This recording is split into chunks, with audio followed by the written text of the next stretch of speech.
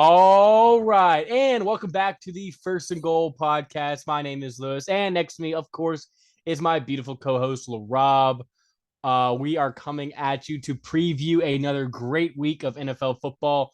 All of our picks, predictions, upsets, locks, and best bets of the week. Laraib, you want to say anything before we hop into this one? Yeah, just a quick happy birthday to my co-host, Mr. Lewis Butler, turning 22 years old. And it was almost 3 years ago on New Year's Eve where Lewis calls me when he's drunk, telling me, we should really start getting Whoa. we should really start getting a podcast going. And that August we got it all together and we started making videos on YouTube. And so happy birthday to you, Lewis. Thank you so much for being my co-host along this journey. But let's get into the week 7, Lewis. We have 4 teams on bye once again: the Bills, Rams, Vikings, and Eagles, all on bye.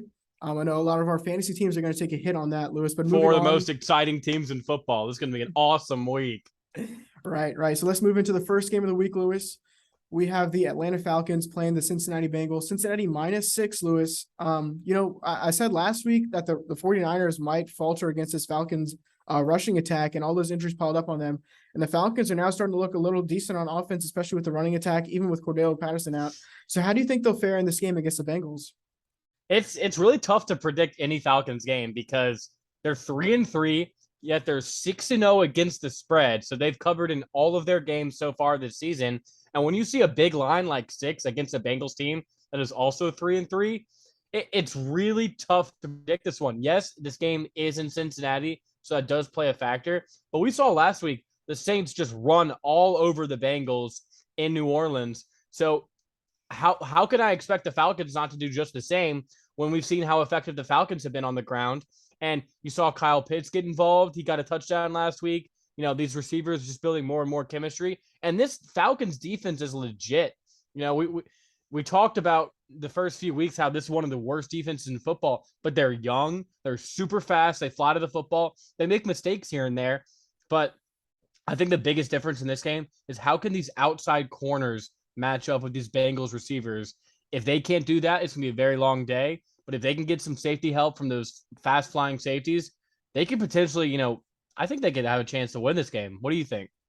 Yeah, Lewis, they definitely been sneaky all season long. But for the Bengals, I think, it was a close game against the Saints last week, but they finally, in the fourth quarter, they started to heat up on offense. They had a 60-yard Jamar Chase touchdown. And so I think they're just going to keep on building on that. Joe Mixon had a rushing touchdown last week. And so I like where this Bengals offense is headed, and I like them at home in this. I'm going to take the Bengals 27-23, Lewis. Yeah, I think you have to go with the Bengals here just because this game's very important for them. A home game before their bye. I'm going to go with the Bengals as well. But yes, the Falcons will cover yet again 24-20. But moving on, Larav, we are going to the mean streets of Dallas where Dak Prescott makes his return against the Detroit Lions. Dallas favored by 7 points. Lions coming off a bye week. Larav, what does Dak need to do in his return to make sure, does he force the issue and try to prove why you should never doubt him? Does he play it safe and slowly get back? What would you do if you were Dak Prescott's head coach? What Well, would you tell Lewis, him? I would tell him just to go out there and be himself. It's clear after last week's performance from Cooper Rush that his job really isn't any jeopardy, and he got the monkey off his back. And so go out there and just do what you do. Last year they had the number 1 scoring offense. So I expect Dak to continue some of the same stuff. I know Amari Cooper, and week 1 he was missing some bad throws, but I think he's going to get back in rhythm, especially against against the Lions defense, which has not been playing well all season long. And then for the Lions, it's going to be continuing that rushing attack with DeAndre Swift and Jamal Williams. I think this is not going to be any sort of contest at all. The Cowboys defense is going to keep them, even if the offense for the Cowboys isn't able to get into rhythm with Dak Prescott coming back, slowly heating up the offense. I think that defense is just going to be dominating, the whole game long. So I like the Cowboys in this one, Lewis. Yeah, I gotta agree with you, Rob. After careful consideration, the Cowboys are just a better team. I think this Lions offense is starting to get really figured out. And against this Cowboys defense, Jared Goff is just going to make way too many mistakes. And if Dak Prescott can just be half of what we expect from Dak Prescott, he can find a way to manage and win this game, even if he's not 100%. So I agree. Cowboys, I'm going to go 31 to Lions 17. it's not going to feel close at any point during this game. Yeah, and I'm going to agree with you. I'll take the Cowboys 20-17. Lewis, but let's move on to another divisional matchup. The second time that these teams are playing this season already. We have the Indianapolis Colts coming off a win last week facing the Tennessee Titans coming off their bye, Lewis. And I know you and I disagreed on the first time that these teams matched up. And I'm once again, I'm going to pick the Titans in this one. Coming off a bye at home, I think this Colts team, they had a great win last week. Matt Ryan really was able to expose the Jaguars secondary. The Titans coming off a bye, and we saw what Derrick Henry did to them last time they matched up. I think he's going to have some of that same success once again this week. The big thing for me in this game is who's playing and who's not. Shaq Leonard has been in and out this entire season, and, Kwity Paye didn't play last week, but they still managed to get a tough win against a divisional opponent who smoked them in the first matchup. Well, we have a very similar situation here, and we know the Colts are not a bad team by any stretch of the imagination. So when you have two teams that aren't bad facing each other in this short time period, well, one team's only going to review good film. The other team's going to review bad film and fix that stuff. So it's hard for me to say the Titans have the advantage. However, they're coming off a bye, and they have Mike Vrabel. This is a very, very tough game for me to predict, Laraib. So I think in the end, it'll come down to who's healthy. You give me some thoughts on this game. I'm gonna look at something. Well, I just like Derrick Henry so much. After this Titans team started off 0-2, they've really started to heat up, beating some good teams. And so I like them to win this game, Lewis. Derrick Henry is that guy. Mike Vrabel off a bye. What more can I say? I like the Titans 27-24 in this one. If you're still looking something up, I can continue. No. So the thing for me is you still have Shaq Leonard, you have Kwity Paye, Jonathan Taylor, Nyheim Hines, all questionable for this game. And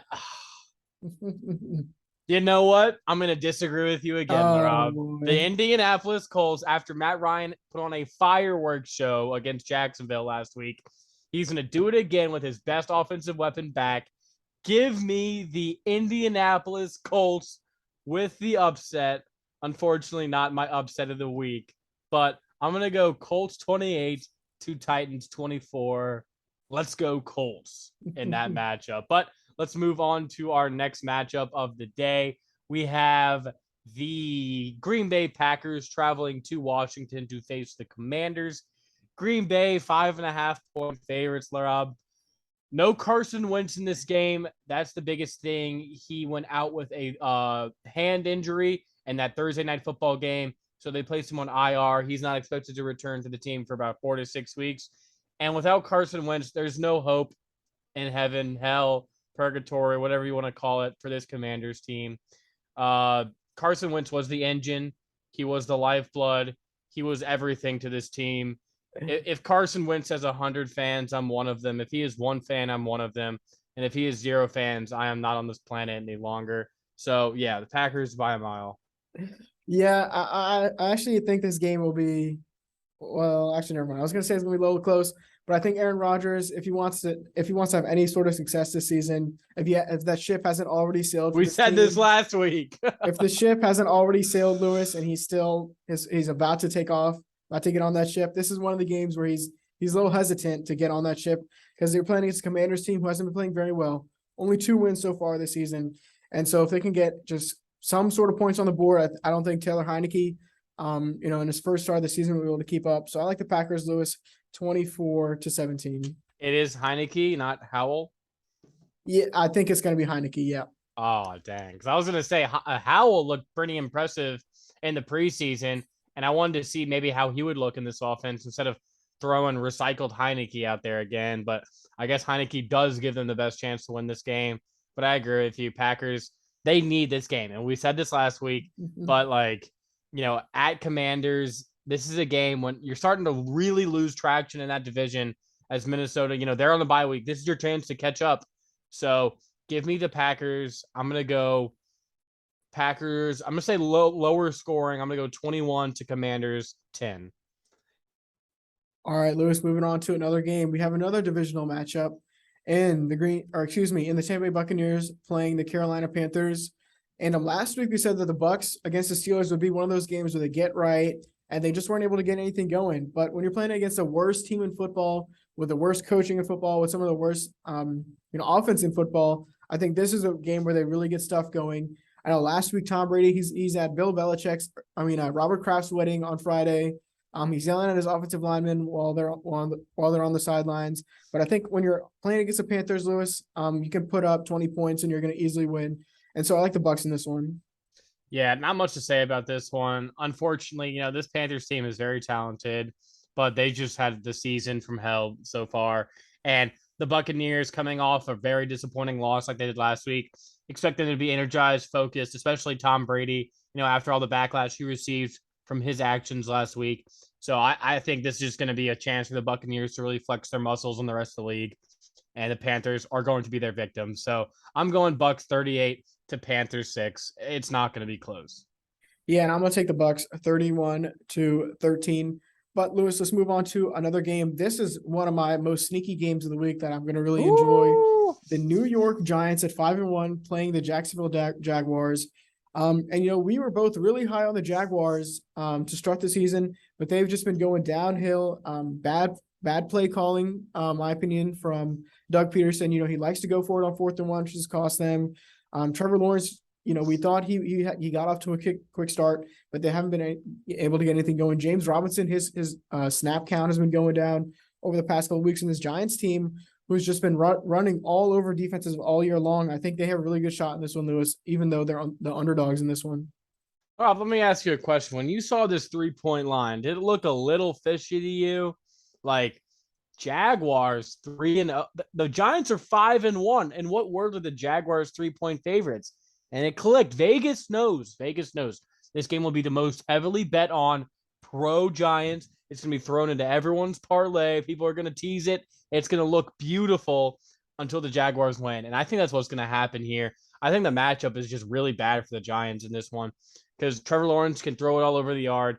And this Giants defense, yes, it costed 2 timely turnovers against Lamar last week, but they haven't really been turning the ball over like people would expect from a really good defense. They get situationally, this is such a sound team. But I think against the Jaguars, a team that really needs a rebound at home, the Giants, they've been in battle after battle after battle after battle this season. I think this is a game where they kind of, get their wings clipped a little bit. And I think the Jaguars have a good chance to win this one. Well, Lewis, the Jaguars do have the 3rd best rushing defense in the NFL, only giving up 89.3 yards per game. And we know that's what the Giants are built on. But one other stat for you, Lewis, the Jaguars are 0-18 in their last couple of games against the NFC. But their last win was against who? Guess. I'm guessing it was the Seahawks. No, against the New York Giants was their last win. And so they're matching up against the Giants again after being 0-18 against the NFC. But I like the Giants in this one. Make them 0-19 against the NFC and give me the Giants 27-23. Daniel Jones gets it done. You're falling into the trap, and I'm so happy because the Jaguars are going to win this game and they're going to cover. Give me the Jaguars 28 to Giants 21. It's going to be a beautiful day in Duval County. I'm never doing that again. All right, moving on. We have the last 12 o'clock game. The Cleveland Browns traveling to Baltimore to face the Ravens. Baltimore favored by 6.5 in this matchup, Laraib.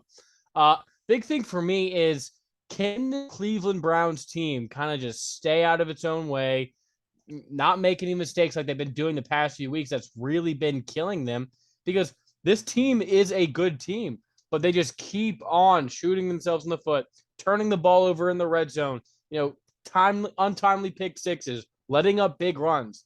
This defense, which we thought in the beginning of the year was very good, is one of the worst rushing defenses in the entire NFL. So what chance of success do they have traveling to Baltimore in this matchup?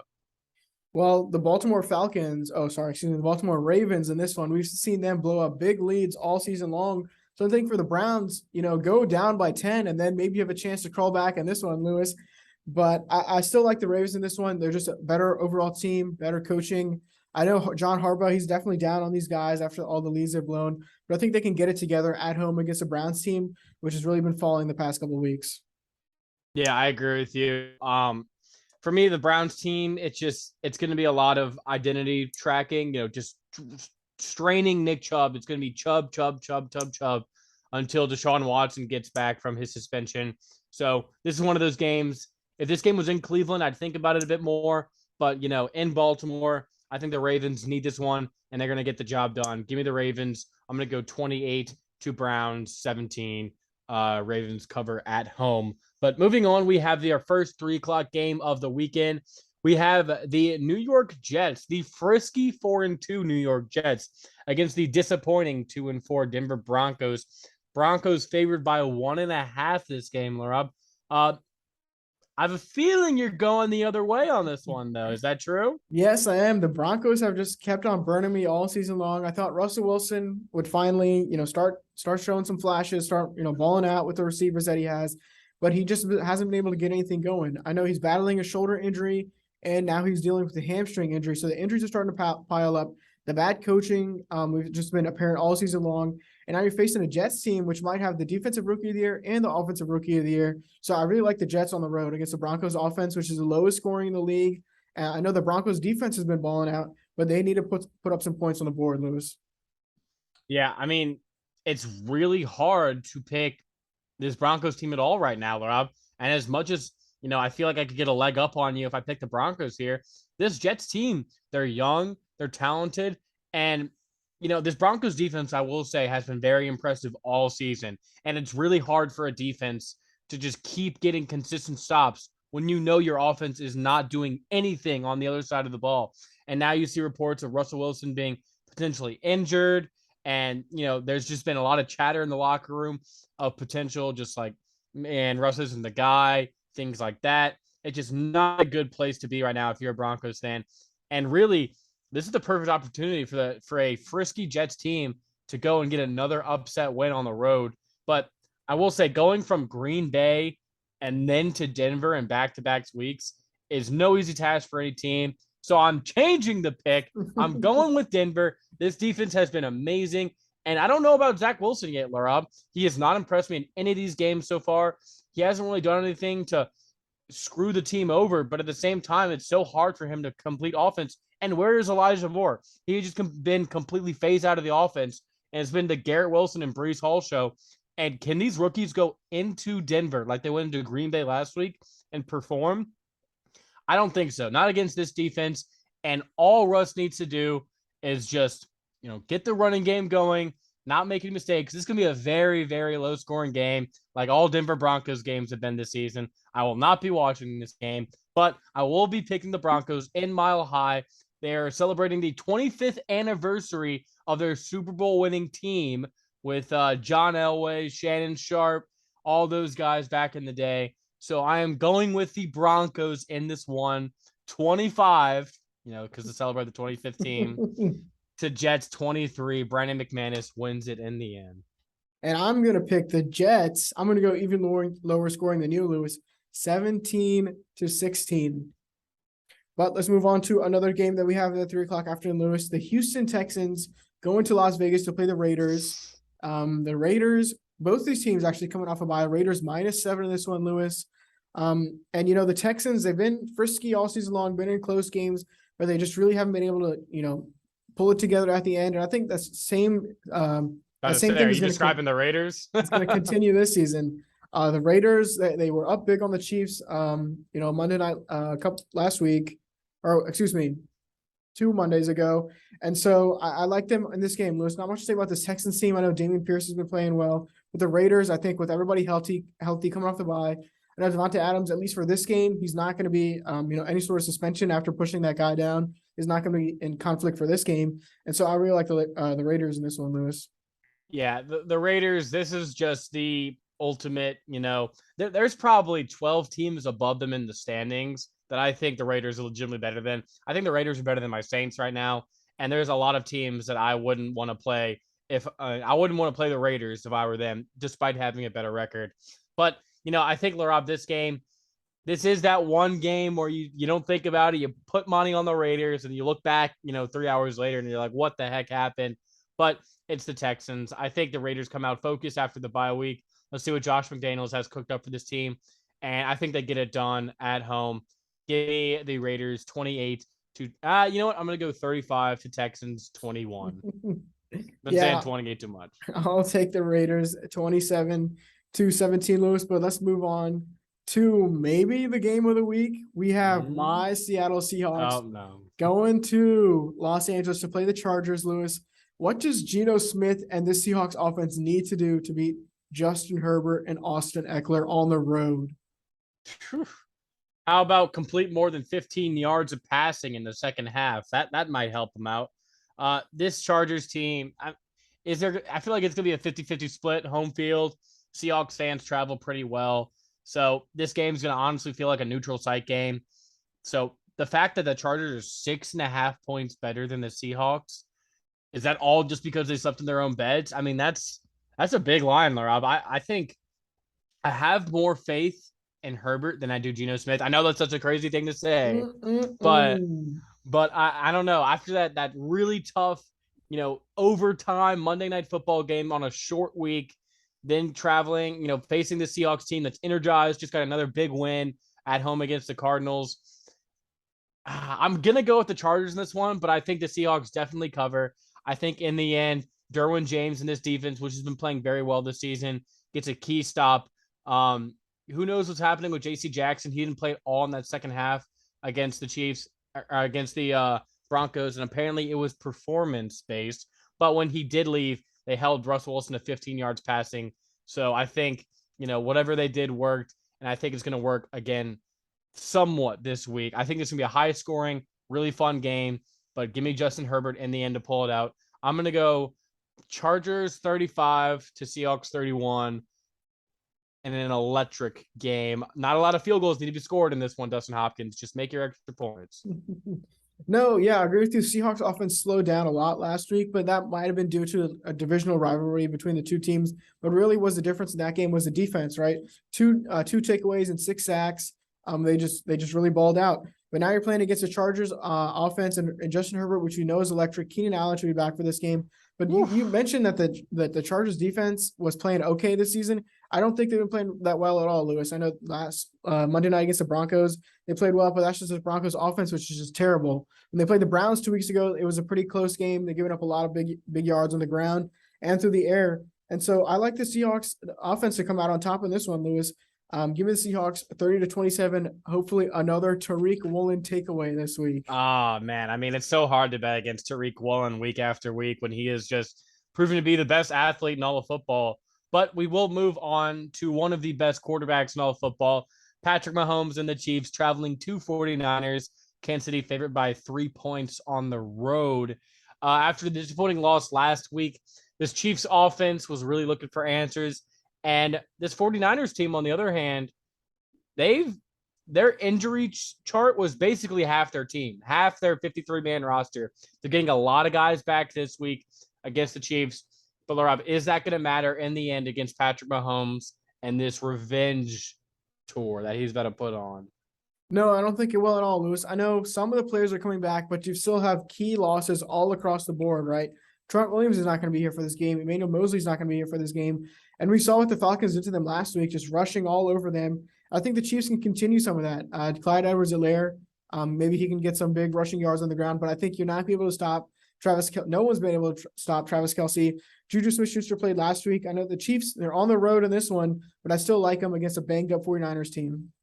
Yeah, it's banged up 49ers team. Their offensive line is extremely banged up right now. So I expect Chris Jones, Frank Clark, George Karlaftis to have a field day in the 49ers backfield. I think the 49ers can still run the ball pretty well, and they need to run the ball to win this game. I think it's going to be a really close game. Honestly, I seriously did think about picking the 49ers at home, but I'm going to go with the Chiefs. I don't even know what the stat is, but I bet it's insane of coming off a loss, how the Chiefs look the next week. But there are matchup issues I am concerned about with this defensive line being somewhat healthy. You get Arik Armstead, you get Nick Bosa back for the 49ers. I think they're going to cause a lot of havoc, kind of like what Von Miller was doing last week against them. But if Patrick Mahomes just plays the game safe, no, sloppy turnovers in the red zone or in key moments, the Chiefs can definitely get this one. I'm going to go Chiefs in a lower scoring game, 24 to 49ers 17. And I'll also be picking the Chiefs. They will be my lock of the week. Chiefs 27-19. I think the Niners, the injury bug has finally caught up to them, Lewis. But let's move on to Sunday Night Football. We got a big one here. The Pittsburgh Steelers playing the Miami Dolphins. Tua is coming back for this game. And what do you think this Dolphins offense needs to do to beat the Steelers, who got a big win last week? I think the big thing for this offense is just do not turn the ball over and get it to your playmakers.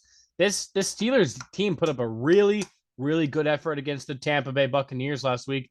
And I think the biggest thing that they did was they just limited Mike Evans down the field. They did not let Mike Evans beat them. They made Tom Brady do everything short, and they could not get that running game going at all. The Steelers' run defense played amazing against the Tampa Bay Buccaneers last week. However, this week, there's not much of a run game at all for the Dolphins. It's like a completely different change in what the Dolphins like to do. So I think if the Dolphins at home, I don't think it's going to be a high-scoring game, but I think if Tua can just manage the game, not turn the ball over, and then hit those explosive plays when they're available, he's going to be very effective in this one. And as for the Steelers offense, I just do not have that much confidence. I don't know who's starting this week. You know, obviously when Kenny Pickett went down with concussion, the belief is that Mitch will start this week, but we don't know which way this team goes. And it's so annoying for Steelers fans, I bet, because you see the comeback that Trubisky pulls out, converting these insane third downs, which no one would have predicted Mitch Trubisky capable of. And he looked amazing in the Buccaneers in that second half. And then what if he plays well on Sunday night? If he plays really well on Sunday night, do they stay with Mitch? Do they go back to Kenny Pickett? It's going to be such a headache for Steelers fans, and I'm happy I'm not a part of that group. But in this game, have I? Okay, I don't think I've picked an upset yet. I'm looking at my picks.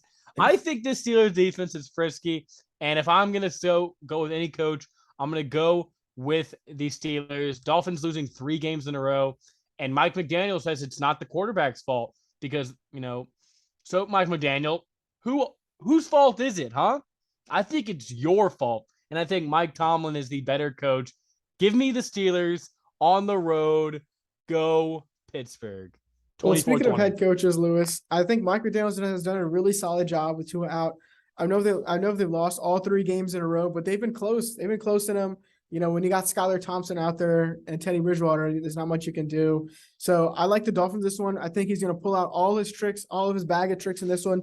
With Tua coming back in prime time, I like him to be flashy, be hot out there. So give me the Dolphins 28-17 and a rout against the Steelers with bad quarterback play over there, Lewis.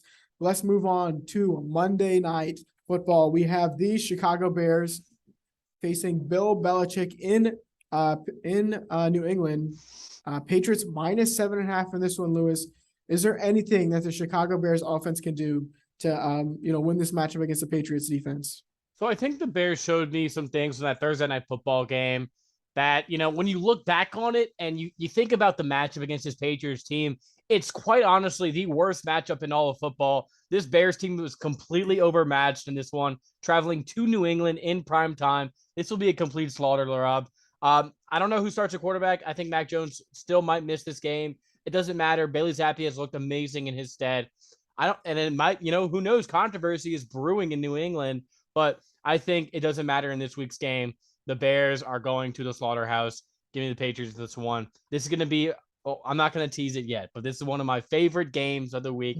I'm going to the Patriots one, 31-10. Yeah, this is going to be lambs to the slaughter in this game, Lewis. I know you and I, we really like this Patriots team. We just kept on dogging on them to start the season. It looks like they finally been able to turn around on offense. Ramondre Stevenson coming out party the past couple of weeks. He's been balling out. So I like the Pats in this one big, just like you. Give me the Patriots 26-13. All right, and that will do it for this week's games. Obviously, we have 4 teams on bye for the most exciting teams, so this is going to be a shorter episode. But before we go, we have our locks, upsets, and best bets of the week, Laraib. We'll start with the locks. I'll start with mine. This one, it was very tough for me to confirm this lock because this team has let me down over and over and over. But the Green Bay Packers need this game. Aaron Rodgers needs this game. And against the backup quarterback for the Commanders, you need to win this game. Come on, Aaron Rodgers. Don't let me down again. All right, and for my lock of the week, I'm going to go with the Kansas City Chiefs. It was really interesting to see that the line was only -3 with all the injuries that the 49ers have. But I like the Chiefs on the road. Coming off a loss, like you said, Patrick Mahomes probably has a crazy statistic coming off a loss. So give me the Chiefs on the road. All right, and for my upset of the week, I thought I almost forgot it in the end, but I am going with Pittsburgh. I believe the Steelers, just they built some momentum off last week's game. I think their skill players get more confidence in the system. It didn't look pretty at all, but when you beat a team of Tampa's caliber, that's worth noting. And Mike Tomlin, everyone's already, throwing him in the mud, saying that, oh, we don't care that you've never had a losing season. Well, there's a reason. He's a great coach. And I think this is a coaching mismatch, Mike McDaniel, and the Steelers get it done on the road. And for my upset, I got to pick my Seattle Seahawks. I think the big key in this game is going to be Tariq Woolen and Kobe Bryant matching up against Keenan Allen and Mike Williams. If they can win that, I think we have a really good shot of winning that game. Gino, try to put up a little bit more points than you did last week. No turnovers, which was a big thing. So if you can recreate some of that success against the Chargers defense, I think we have a really good shot of winning that game. And so the Seahawks are my upset of the week. All right. And then best bets of the week, Laraib. This one was a no-brainer for me. You have the Bears traveling to New England. Patriots only 7.5-point favorites against this god-awful, miserable Bears team. 7.5 is just way too little points. Give me the Patriots covering that every day of the week. All right, Lewis, and for my best bet of the week, I'm gonna rotate a little bit. I'm gonna pick the Falcons spread at plus 6.5 and the Dallas Cowboys money line. Parlay those two together for plus 148 odds. Like you said, Falcons are 6-0 against the spread during this season, and the Cowboys with Dak coming back at home playing against the Lions team, I think they're gonna just ball out. And so you parlay those together for plus 148. NFC East, more like the NFC eats, son, because we're gonna be eating this Sunday. I agree with you. This was a great week of picks. Just to remind you, this will conclude our episode for the week. All of our socials are in our links below if you want to catch up with us on all of our platforms. Laura, anything else before we sign off? Yeah, just before we go, make sure you leave a comment down there wishing my co-host happy birthday to Lewis Butler. And I think that is going to be the First and Goal podcast signing off. Peace.